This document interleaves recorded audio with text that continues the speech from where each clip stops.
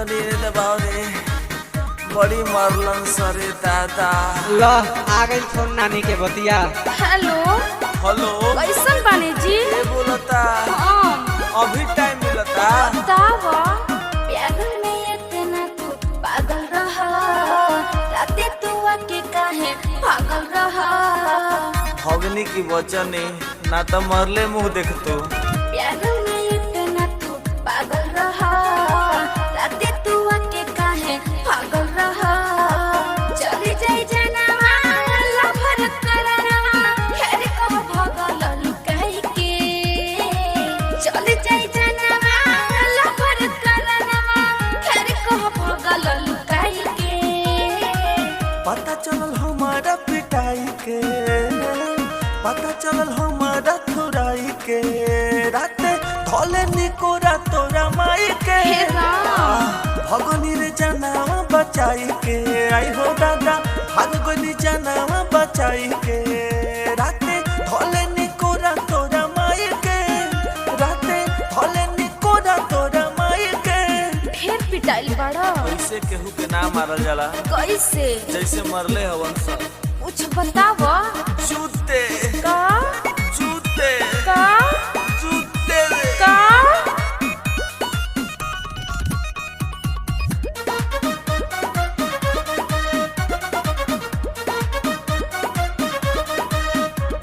अच्छा बतावा।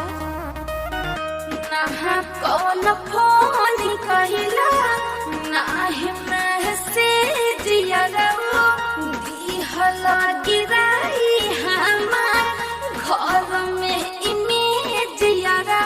मोरे से बच गनी तारा इमेज लौकता बनारी। चुप। नाही कौन फोन कहिला, नाही मैसेज यारो दिहला गिराई हमार घर में इमेज यारो। हेलो सुनो तारा ना। पीड़ा जात नहीं खे खैनी दर्द के दवाई। अच्छा। साफ कुत्ता नियन कुटो देलस तोहर भाई। अब सुना कुछ दिन पहाड़िया यही ना नजरिया नाचती माई गरिया के। कुछ दिन पहाड़िया यही ना नजरिया नाचती माई गरिया के। आवत मजा कुचवाई के। नहीं। सोना आवत मजा कुटवाई के। राते आई के माई आई हो राम जी। बढ़िया हो गइल। चुप रह। गमछी से मुहावा लुकाई के। आई हो दादा गमछी से मुहावा लुकाई के। राते धोले निकोरा तोरा माई के। राते धोले निकोरा तोरा माई के। अनहराइल रहुआ के पियले रहुआ। अरे कैसे लौकी तोहरे वाला सूट तो तोर माइयो पहनले रहे। जा जैसन बाड़ा नो तू पिता और बढ़।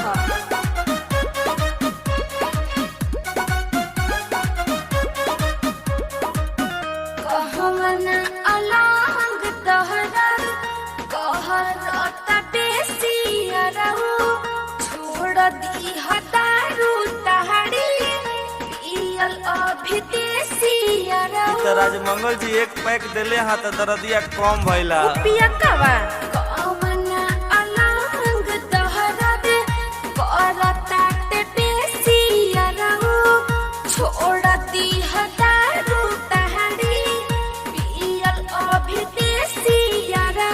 लक्षणियों तो बाउरबा। तोरा मिलल हानु अब करे जाके शांति। ना। भीतर मार खइले बहुत बच्चों करांति।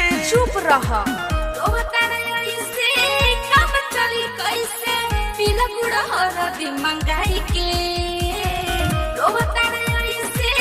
काम चली कैसे पीला गुड़ा हरदी मंगाई के।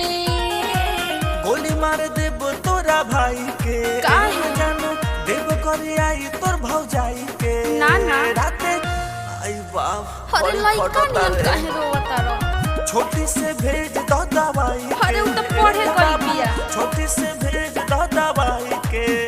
राते धोले निकोरा तोरा माई के। राते धोले निकोरा तोरा माई के। और फोनवा रख दो आराम करे के मन करता। ठीक बस सूत जा।